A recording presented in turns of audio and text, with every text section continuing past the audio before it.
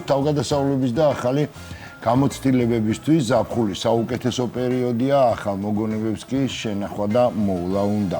ფოტოების და გაჯეტების მაგივრად შესაძლოა მოგონებები სხვა ფორმითაც შევინახოთ, თუმცა ერთი რამ ფაქტია, რა ფორმას არ უნდა მივცეთ ჩვენს ემოციას, ის ჩვენთვის ყოველთვის ძვირფასია და ასეთაც დარჩება, რა საკვირველია. ჩვენი სტუმრები არიან მსახიობი მამუკა მაზავრიშვილი და ქეთი კანტიძე და ასევე დედაშვილი მაკა ვაზაგაშვილი და ერეკლე კაპანაძე.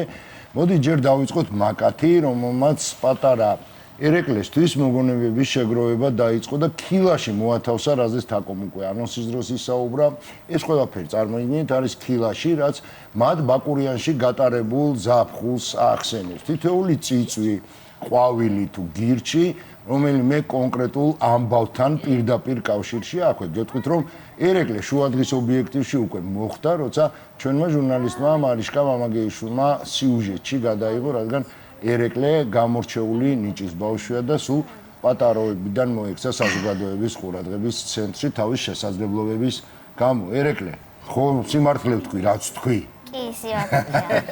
მოგესალმებით, ძალიან დიდი მადლობა რომ ხართ ჩვენთან ერთად. აი ამ კადრებს, რომელიც მოგონებების შეგროვებას უკავშირდება ქილაში, მაყურებელი პარალელურად შენი საუბრის ალაშა თვალს ადევნებდა და დავიწყოთ საუბარი ზაფხულზე, რომელიც მართლა გამორჩეული პერიოდია, მე დარწმუნებული ვარ თითოეული ადამიანისთვის და არ მეგულება არც ერთი ადამიანი, ვინც აი გამორჩეულად, განსაკუთრებულად არ იხსენებს ხოლმე სწორედ აი წელიწადის ამ სეზონთან დაკავშირებულ ემოციებს, ხო?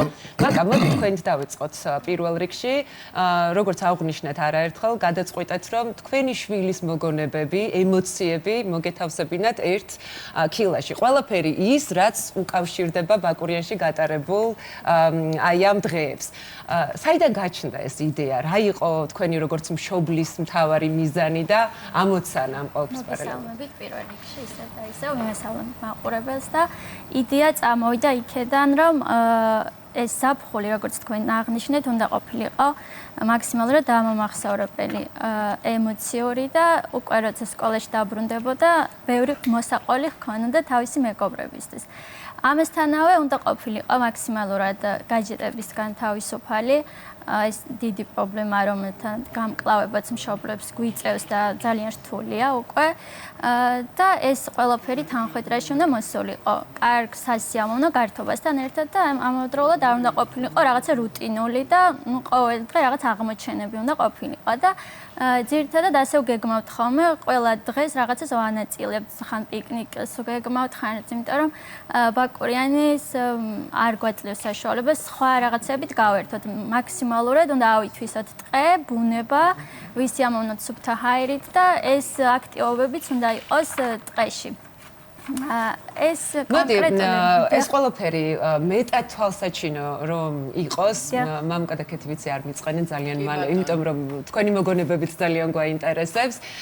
ყველაფერი რომ თვალსაჩინო იყოს, შეგვიძლია გადავინაცვლოთ, ხო, ლაშა? უნდა გადავინაცვლოთ, იმიტომ რომ სადაც აი ეს ბაკურიანში დაგროვილი ემოციები შეიძლება ითქვას, რომ აი სწორედ აქ არის ახლა თავმოყრილი და მე დარწმუნებული ვარ, რომ ძალიან ბევრი ადამიანისთვის, ძალიან ბევრი მშობლისთვის როდესაც გავართ ხოლმე იმ დილემის წინაშე, რომ გაჯეტებს იგივე როგორ მოვაშოროთ ჩვენი შვილები, ბუნება როგორ შევაყვაროთ, როგორ მოხდეს მათი ესე ვთქვათ მჭიდრო კავშირი, ხო?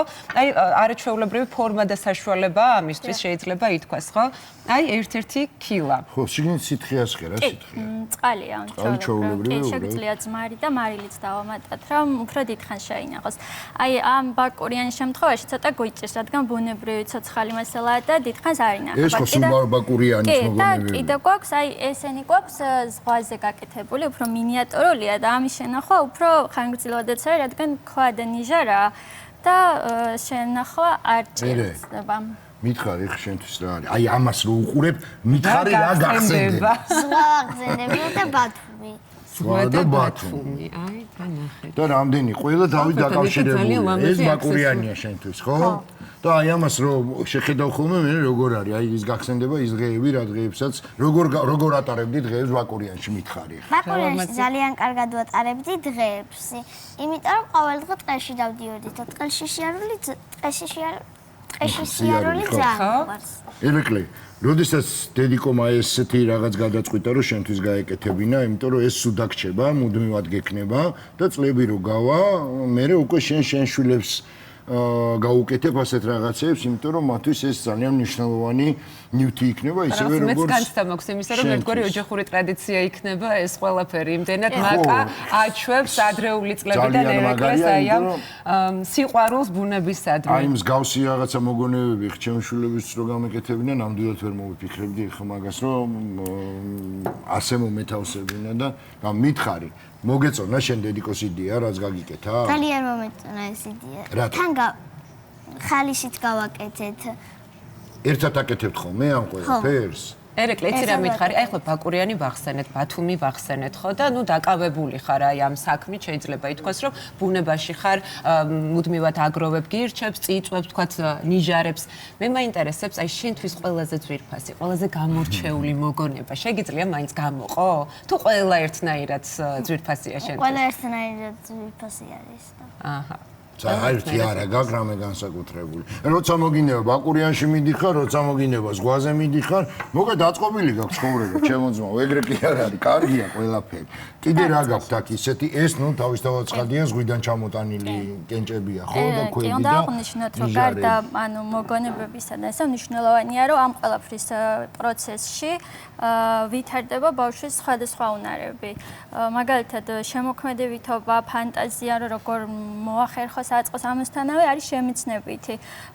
აი შემეცნებითში რას გულისხმობ? იმიტომ რომ ჩვენ ვისაუბრეთ და იყო რამდენიმე ესეთ ჩემთვის საინტერესო რეპლიკა თქვენი მხრიდან. ხომ ეს სოკოები და რაღაცები და ჯერ ვეძებთ ერთად ინტერნეტის და მაინც გვჭირდება რაღაც დონეზე ინტერნეტი, მაგრამ მინიმალური დოზით რა თქმა უნდა ვეძებთ რა სახეობაა და შეიძლება თუ არა შევეხოთ, რადგან იცის ერეკლემ რომ იმ შემთხვევაში თუ არ ვიცით რა კონკრეტული სახეობა, არ უნდა მოვკიდოთ ხელი. იმისთვის რომ საზიანო არ აღმოჩნდეს მისი ჯანმრთელობის. ამასთანავე ვითარდება წვრილი სუფრიორი მოტორიკაც. ჩანს აქედან. წვრილი მოტორული უნარებიც, როცა ბოთლში ათავსებს, წვრილ პატარ-პატარა ნივთებს, უნდა დაფიქრდეს რა ზომის არჩიოს, ნიჟარა იქნება თქვა და ასე შემდეგ.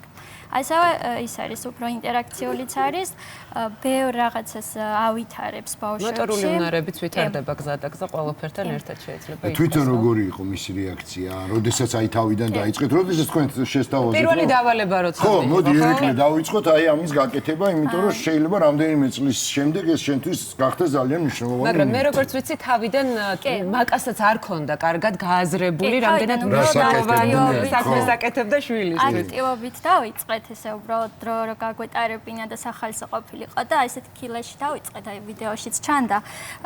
ეს მნიშვნელოვანია იმისთვის რომ უსაფრთხოც იყოს მინის კილებს ტყეში ესე ტარება მithumetas მცირეწლოვანი ბავშვებისთვის არ არის რეკომენდირებული, რადგან ხშირად შეიძლება დაეცეს და გაიჭრას ხე და ამიტომ პლასტმასის კილეში შევაგროვეთ, შემდეგ ჩამოვიტანეთ სახლში და იმას ვქენით, გადავიტანეთ მინის ჭურჭელში, რომ თავდახურული ყოფილიყო და დიდხანს შენახულიყო. რაც შეეხება ერეკლის თავდაპირველ რეაქციას, თავიდან ბავშვები ესეთ რაღაცებზე შეიძლება არ წამოუყვნენ, ასე რომ თქვა და დიდი ინტერესი არ გამოაჩინონ, რადგან მათთვის როცა არ არის საბოლოო შედეგი, ასე რომ თქვა წინასწარ ცნობილი, რომ აი ეს რომ ეჩვენებინა, რომ ესეც ვაკეთებ, შეიძლება უფრო მეტი ინტერესი ქონოდა. მაგრამ ხო და მაშინ სხვა ბავშვებს ვაჩვენოთ ახლა და სხვის დედიკოებს, ხო? რა ესეთი მაგრამ უფროსების როლი ზუსტად ეს არის, რომ თუ კი ბავშვი რაღაცაზე არ გთანხდება, ნელ-ნელა რაღაც ისე ჩავრთოთ, რომ პირიქით შემდეგ უკვე თვითონი ჩვენ დაინტერესდა და ჩემზე მეტად იყო უკვე აღფრთოვანებული და უნდოდა რომ დაგვესრულებინა და ეს დასრულებული სახე მიეღო. ერეკლე, ეს რა არის?